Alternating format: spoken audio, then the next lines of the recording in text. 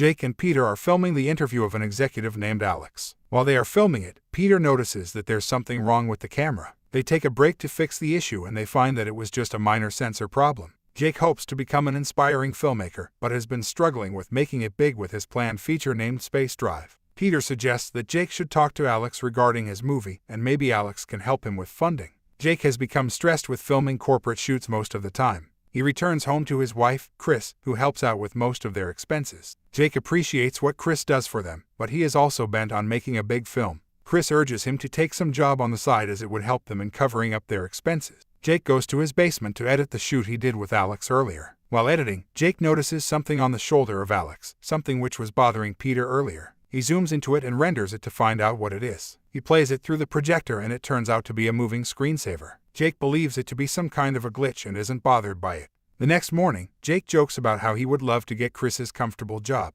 This upsets Chris, who says that it isn't easy what she does for them. Chris leaves for work and Jake goes back to the basement to complete the edit. Peter calls Jake to find out how his work is going on with the edit. Peter arrives and is frustrated to see that Jake hasn't completed the entire edit yet.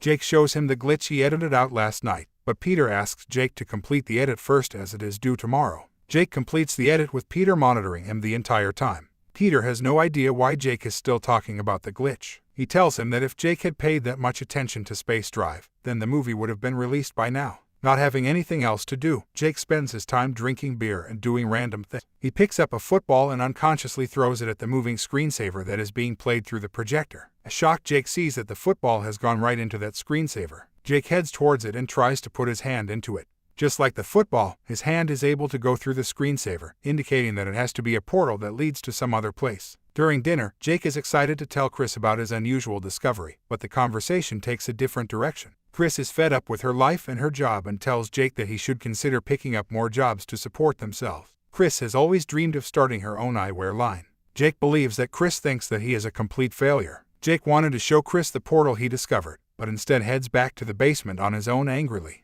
Jake decides to go inside the portal, but before he could do so, he attaches himself to a wire so that he doesn't get stuck on the other side. He copies the video of the portal in a flash drive so that he would be able to open it up from anywhere. On the other dimension, Jake finds that he is actually in his basement, but it is completely furnished. He finds a photo of himself and Alex and finds out that his movie, Space Drive, was funded by Alex and became a big hit. Jake learns that the other version of him, in the world he's in, is highly successful and is making more movies. Jake returns to his world before he could get caught by someone. The next morning, Chris apologizes to Jake for being rude to him, but Jake tells her not to worry about it as he wants to show her the portal. Chris tells him to wait till that night as she is getting late for work. Jake calls Peter to tell him about the portal, but Peter seems to be busy as well. Jake enters the portal, and the other Chris hears something in the basement. Jake doesn't show himself to her as the other Jake has no beard. Jake tells the other Chris that everything's alright as he was just relaxing in the basement. A car pulls up in the driveway and the other Chris wonders who could it be. Much to her confusion, the other Jake arrives. She asks how could he get out of the house when she just saw him in his basement. The other Jake is confused by what the other Chris has been trying to tell him. Jake calls Chris and tells her to leave her work as he wants to show her the portal so badly. Chris returns home and Jake takes her to the basement to show her the portal. He amazes her by putting his hand into the portal. Chris gets more confused when she observes that Jake's hand is actually going to another dimension. Both of them enter the portal, and Jake explains to her that they are in a dimension where they are extremely successful and have accomplished everything they ever dreamed of. Chris learns that they also have a daughter in the other dimension. Both of them leave when they hear their other versions arriving back at their home.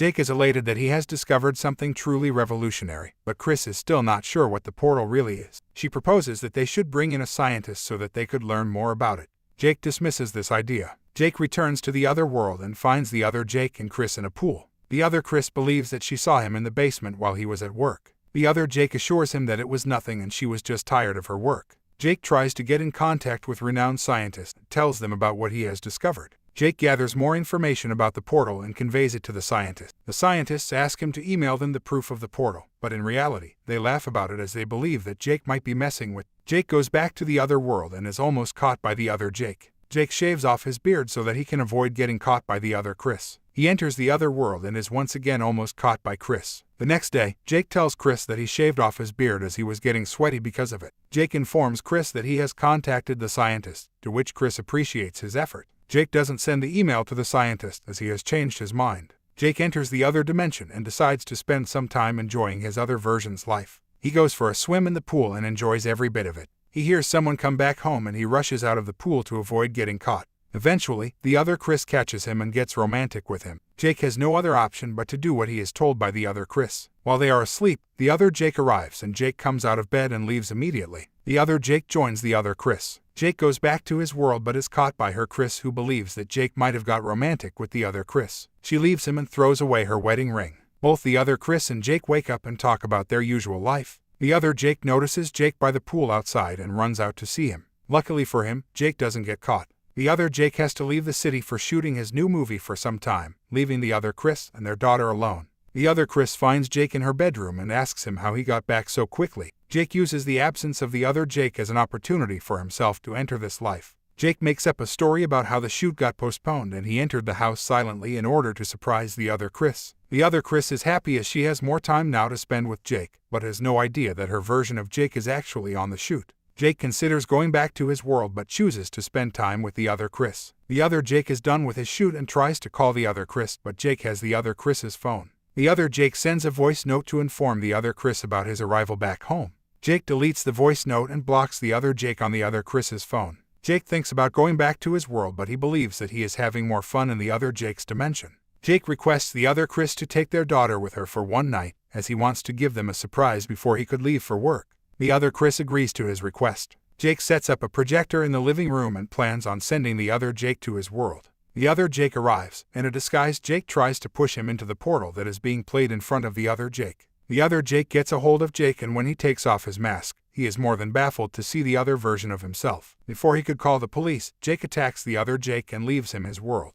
The other Jake wakes up in the other dimension and finds a note from Chris that tells Jake to not find her anymore. The other Jake finds Jake's phone and tries calling Chris, but to no avail. He tries calling Peter and asks him to meet him. Peter arrives and tells Jake that he has tried calling him many times but he would not answer. Peter has no idea that the Jake he's talking to isn't from his world. Peter says that Chris took care of most of the expenses and how could Jake cheat on her. The other Jake realizes how Jake of this world is living a poor life. The other Jake requests Peter to take him to Chris, and he explains to Peter everything he has understood so far. The other Jake meets Chris and tells her that he is not her Jake. Chris explains that her Jake found a portal to another dimension and how he cheated on her with the other Chris. The other Jake asks for Chris's help as he believes that the other Chris should know that she isn't with her Jake. Chris tells the other Jake that she has sold the computer in which there was a video file of the portal. The other Jake goes to the shop and buys back Jake's computer. He sets it up in Jake's basement, and before he could leave, he copies that video file in a flash drive and formats the entire computer so that there won't remain any file of the portal. He enters his world and waits for Jake. When Jake arrives, the other Jake tries to send him back to his world. A brawl breaks out and the other Chris arrives. She is perplexed to see two Jakes. The other Chris realizes that the Jake she was with for the last many days wasn't hers, as he was acting weird. The other Jake pushes Jake back to his world, but he tries to come back. Before he could enter properly, the portal closes, which puts down Jake for good. The other Jake and Chris sit by the pool and they try to process what they had experienced in the past few days. Meanwhile, Peter finds the same glitch in the interview video and uncovers the portal to the other world.